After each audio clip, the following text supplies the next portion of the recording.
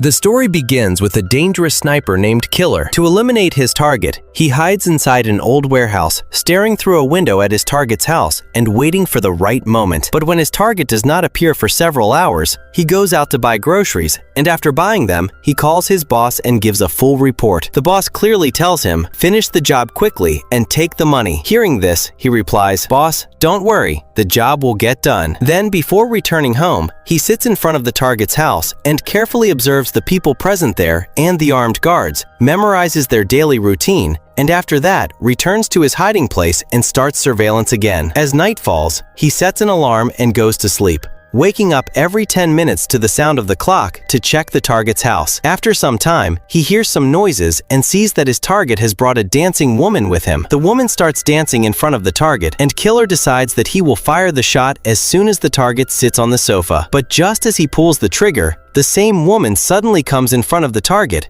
and as soon as the bullet hits her, she is killed on the spot. He is about to fire a second shot when the bodyguards shut the window and the shot misses. As soon as the mission fails, without panicking, he puts the gun into a bag, thoroughly cleans the entire place, and escapes on an electric scooter. To mislead the police, he throws items along the way and goes far away. After going some distance, he abandons the electric scooter as well and starts walking on foot. While walking, he throws his helmet into the river. After that, he goes straight into the bathroom of a grocery store, shaves his beard, changes his clothes, and cleans the bathroom as well so that no trace is left. After this, he calls a car and goes straight to the airport, throws the gun into a trash bin there, and stands in the line to get a ticket. But while standing in the line, his eyes fall on a police dog that keeps staring at him continuously. Panicking, he goes to the bathroom again, cleans himself once more, and returns to the line and gets a visa under the fake identity named Felix Anger. While boarding the plane, he receives a call from his boss, who scolds him badly, saying, "You bastard, you can't even hit one target and you call yourself a sniper." Hearing this, Killer cuts the call, breaks the mobile phone, and boards the plane. But inside the plane, he notices a strange man. As his suspicion increases, he gets off the plane and buys another ticket under a new name. But there too, he sees the same man waiting for him. Due to fear and suspicion, he postpones the rest of the journey to the next day, takes a room in a hotel, sets traps at the door, and sits alert all night with a knife in his hand, ready to kill if anyone comes inside, but nothing happens the entire night. The next day, he boards the plane and returns to his country, the Dominican Republic. As soon as he reaches home, seeing footprints near the gate and burnt cigarette butts, his suspicion is confirmed that someone has definitely come here. He immediately grabs his gun and runs toward the house. Seeing bloodstains inside, he realizes that someone has broken into the house. Panicking, he calls his girlfriend, and as soon as the call connects, he goes straight to the hospital, where his girlfriend is lying unconscious and her brother is standing nearby. The brother tells him that a man and a woman had broken into their house. Their real target was him,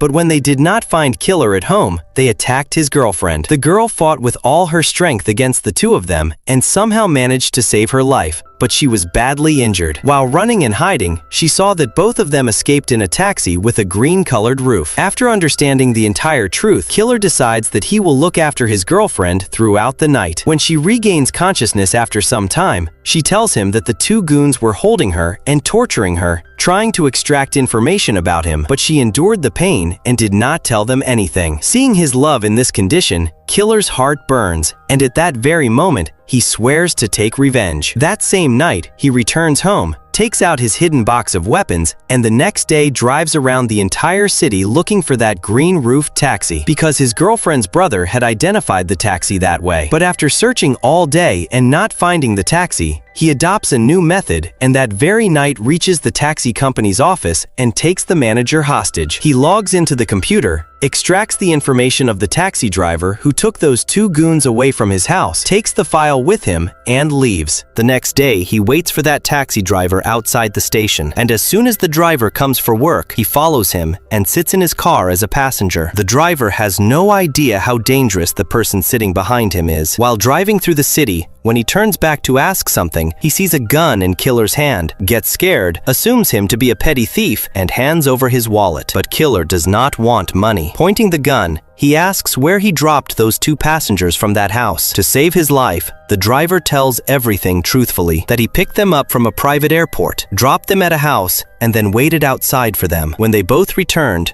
the driver saw that both of them were injured, but he did not ask anything and dropped them back at the same private airport from where he had picked them up, took the full payment, and quietly left. Recalling it, the driver says that when they left the house, the man's leg was badly injured, but he did not ask anything because they looked like important people and it was an airport matter. Fearfully, he says, "Sir, please don't kill me. It's not my fault. I only dropped them at the airport." After this, Killer tells him to drive to a deserted place. The driver pleads, saying, "I'll tell you whatever you ask. Please don't kill me." But suddenly, Killer kills him and leaves from there. After this, Killer creates another new identity and, using it, buys a plane ticket and reaches New Orleans to find those two goons who had injured his girlfriend. After reaching there, he rents a bus, goes to a secret storage unit to take out guns and a new identification card, changes the bus's number plate, and then goes to a cleaning company and starts working as a cleaning employee. After registration, he takes equipment from the company, reaches in front of his boss's company, and thinks that pretending to be a cleaner will be the best excuse to enter inside. Standing outside, he finds out that a pass is required to go inside, so he waits for the right opportunity. As soon as a delivery vehicle arrives, he deliberately pretends that the trash bin is heavy and moves toward the door. The delivery man wonders how this man will get a pass and, to help him, uses his own pass to open the gate and also operates the lift. After reaching inside, Killer pretends to be a cleaning worker, and after some time, the delivery man leaves. Then he takes out the gun and directly enters his boss's office. There, at gunpoint, he forces the secretary to call the boss and asks about the two goons. Out of fear, the boss says, "I have nothing to do with all this. I am telling the truth." And while saying this,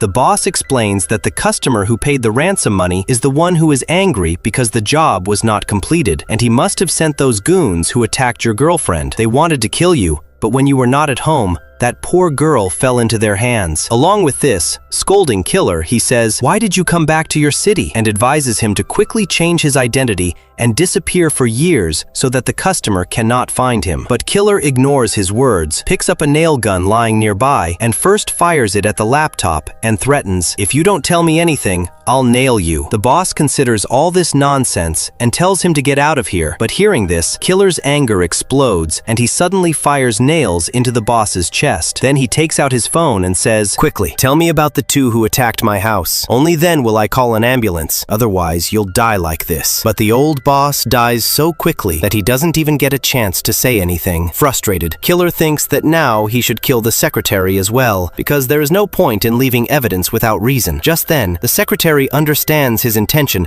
and proposes a deal that she knows she will not be left alive, but her body should be hidden in such a place where her family can find it so that the life insurance money reaches her children, and in return, she will tell the identity of the two goons. Killer agrees to this deal. He unties her ropes and lets her go for now, and wraps the boss's body and puts it into his trash bin. After thoroughly cleaning the office, he leaves following the secretary, and on the way toward her house, the secretary starts begging for her life, saying, "I'll do whatever you say, just please don't kill me." But Killer keeps walking silently, and it is clearly understood that the game has now reached a point where someone's fate is about to change. But Killer pays no attention to anything she says, and as soon as he goes to open the garage, the secretary screams and tries to run so that someone might hear her and save her, but no one comes. Killer easily opens the garage, takes the vehicle inside, and as soon as they are inside, the secretary finally reveals the entire truth about those two and shows a postcard that clearly stated who had ordered her death. As soon as he gets the necessary information, Killer, without wasting a single moment, breaks the woman's neck and pushes her down the stairs so that everyone believes it was an accident and her children receive the life insurance money. After that, he goes to a bridge and throws the body away, and no one suspects anything at all. That same night, he thoroughly cleans the bus, throws away the fake number plate, and the next day returns the bus to the rental company. After this, he goes straight to Florida to find the two people who had tortured his girlfriend.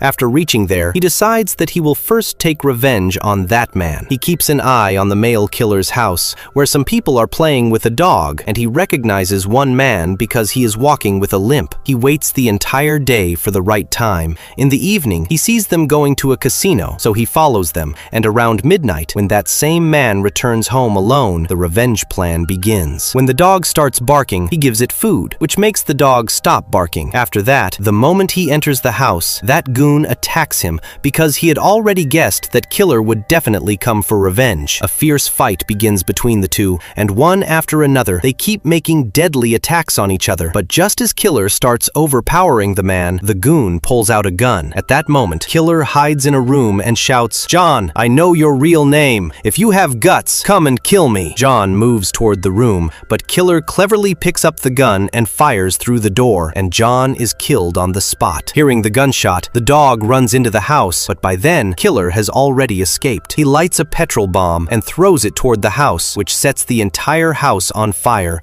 and causes a massive explosion. After this, he directly goes after the woman named Teresa, who was involved in torturing his girlfriend. With a new fake identity, he catches a flight to New York. After reaching there, he rents a car and waits the entire day outside Teresa's house for the right opportunity. At night, he sees Teresa leave the house and go to an expensive restaurant, and a man is with her. As soon as that man leaves, Killer enters inside, and Teresa recognizes him immediately and understands that he has come to kill her. Handling the situation, Teresa orders a very expensive drink and asks him, "Did you kill your handler?" Killer simply nods, yes. While sipping her drink, she says, "Everything I did was on the client's orders. I have no personal enmity with you or your girlfriend." She says that she was against torture. Her direct job was only to kill him, but now both of them are sitting face to face, and it is clear that one of them will die. When she gets no mercy, Teresa tells him that her partner had tortured his girlfriend. Even after hearing all this, Killer clearly says that he is not going to spare her. After this, Teresa walks with him toward a deserted park so that it can be decided which one of them will stay alive. While going down the stairs, she slips and stretches out her hand for help, but Killer does not hold her hand and without any hesitation fires a shot. Her body falls down the stairs, and then it becomes clear